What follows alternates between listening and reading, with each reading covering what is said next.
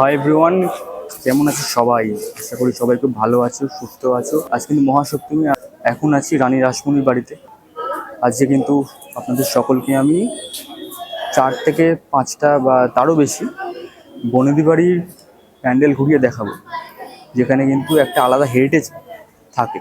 তো সেইগুলো দেখানোর জন্য কিন্তু এই ব্লগটা কিন্তু পুরোপুরি দেখতে হবে।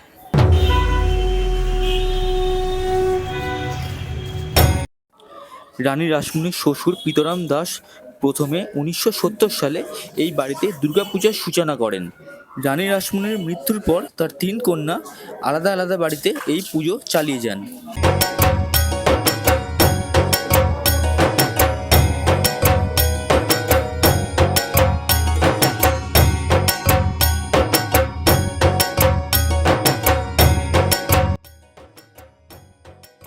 রানী রাসমণির মৃত্যুর পর তার জামাতা মথুর মোহন বিশ্বাসের বাড়িতেও এই পুজো শুরু হয়, আর সেই পুজো আজও চলছে ঐতিহ্য মেনে। ঘড়িতে কিন্তু 5টা 40 বাজে। আমরা এখন কিন্তু রানী রাসমণির বাড়িতে আছি এই ভিডিওটা করতে। এরপর দেখা যাক কোথায় যাই, তোমাদের সব আপডেট দেবো আমরা। আর দেখা যাক কটা ভিডিও আজকে আনতে পারি তোমাদের জন্য। ভিডিওটা সকলে পুরোপুরি দেখবে, ভালো লাগলে কিন্তু লাইক, কমেন্ট আর শেয়ার করতে ভুলবে না।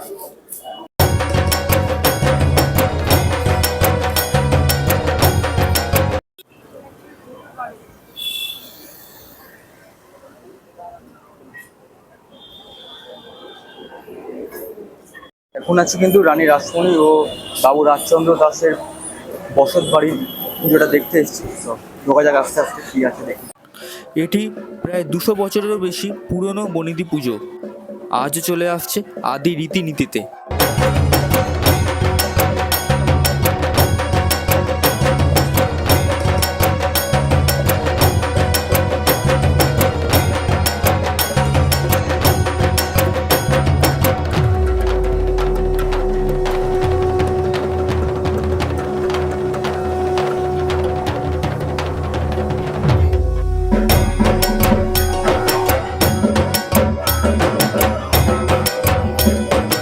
ঠাকুর দালানের প্রতিমা, ঢাকের শব্দ আর ভক্তিময় পরিবেশ দর্শনার্থীদের মুগ্ধ করে।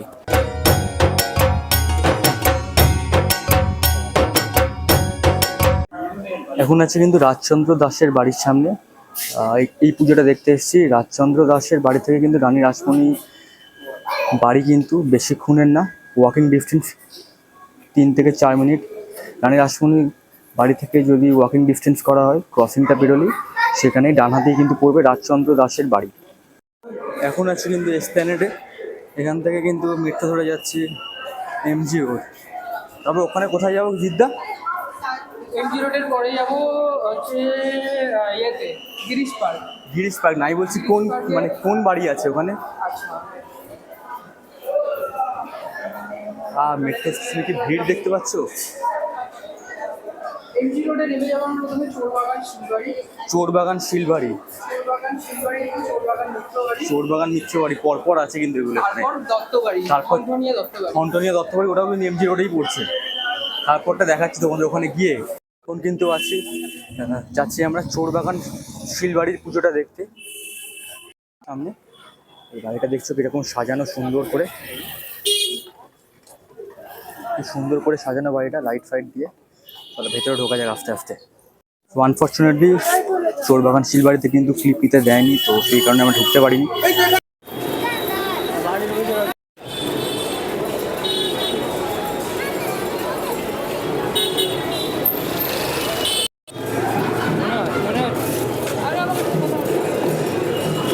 চলে এলাম কিন্তু লাটুবাবুর বাড়ি। দেখা যাক পুজো পরিকল্পনা কেমন চলছে এখানে। লাটুবাবু হচ্ছে বাবু রামদুলাল দে। এই বাড়ির দুর্গাপুজো উত্তর কলকাতার ঐতিহ্যবাহী দুর্গাপুজোগুলোর মধ্যে অন্যতম। প্রায় 200 বছরের পুরনো এই পুজো আজও আদি রীতিনীতি মেনে পালিত হয়।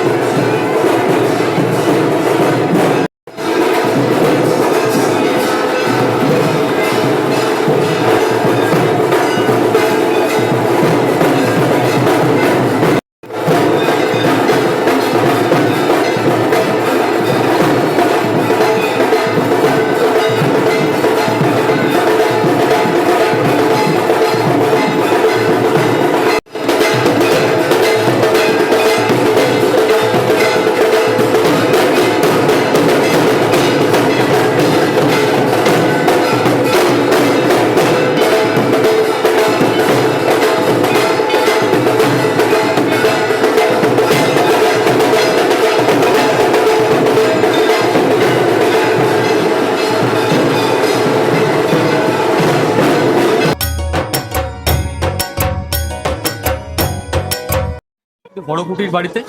এটা কিন্তু মানে এখানে কিন্তু 300 বছরের পুরনো পুজো এনারা করে যাচ্ছেন এত বছর ধরে।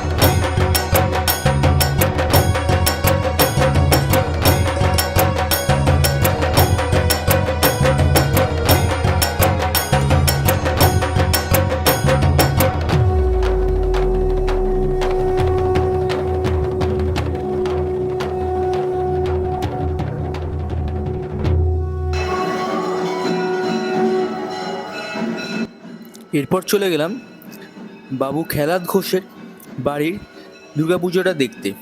এই খেলাদ ঘোষের বাড়ির দুর্গাপুজো আর হরকুটির বাড়ির দুর্গাপুজো এই দুটো কিন্তু একই জায়গাতে, দুটোই কিন্তু নিয়ারেস্ট মেট্রো স্টেশন হচ্ছে গিরিশ পার্ক।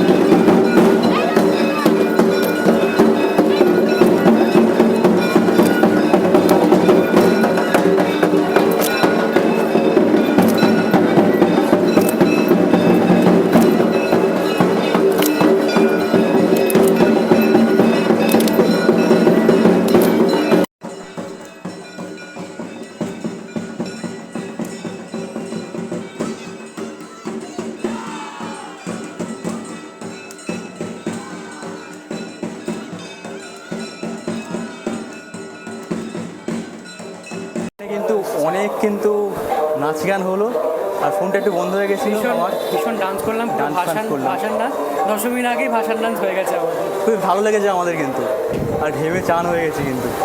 এটা একটা ফ্যান রয়েছে, একটু হাওয়া টাওয়া খেয়ে নিচ্ছি, এবার কোথাও যাওয়া হয় দেখি তোমাদের। বাড়ি আর কোথাও না, বাড়ি চোর বাগান যাবো না ওটা? না, চোর বাগান যাবো হয়তো।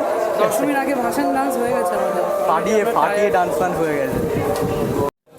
তো ভিডিওটা কেমন লাগলো অবশ্যই জানিও, আর এরকম ভালো ভালো ভিডিও দেখতে আমাকে চ্যানেলটা কিন্তু সাবস্ক্রাইব করো, যাতে আমি পরে আরও ভালো ভালো ভিডিও নিয়ে আসি।